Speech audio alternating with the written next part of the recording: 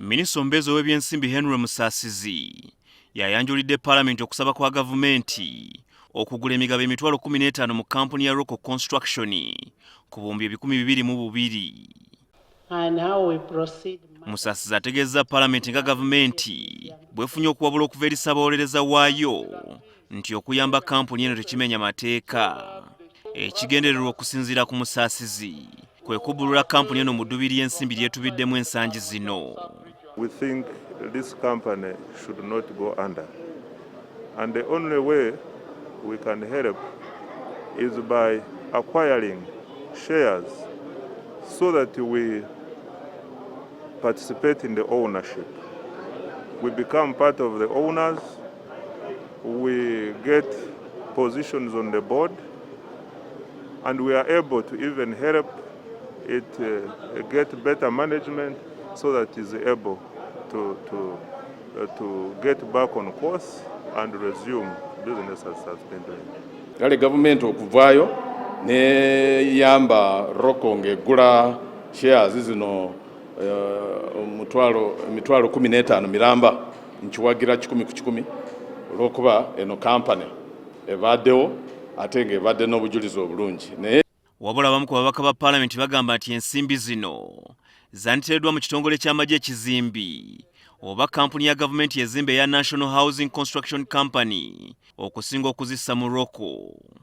Kakati ate ovaayo otya ojo ogule shares owe Roko Send ng'ekitongole ky'amagye kyewagambye ekijja okuzimba tekirina yadde truck zisobola kusomba musenyu. President katusube nti ali mu kakodyo kakuyamba banywanyi be. Uganda Development Corporation yandibadde evaayo n'egula Roko mu bulambalamba nebanga Roko yekoze eki evuddewo, then UDC nekwasa kampuni eyo negikwasa National Housing kubanga basinga kukola bizimbe.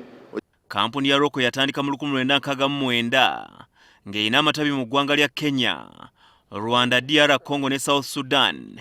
Kyokka ng'ensangi zino etubidde mu bbula ly'ensimbi era ng'ezeetwalibwa mu kkooti olw'okulemererwa okusasula amabanja.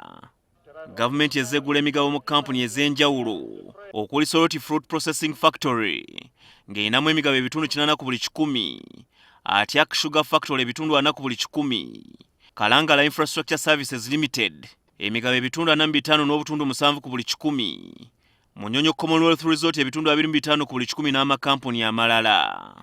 Mu mbalirira y'omwaka gw'ebyensimbi ogujja, gavumenti egenda kwongera okusiga ensimbi obuwumbi 86 mu kampuni eya Munyonyo Commonwealth Resort n'endala obuwumbi 30 mu Kapeeka Industrial Park. Wabula amakampuni gano gavumenti mwezeesiga ensimbi agasinga gagamba tegakola magoba nga n'agamu n'okutuusa olwaleero ekyagateekamu ensimbi endala. No, this is a different matter.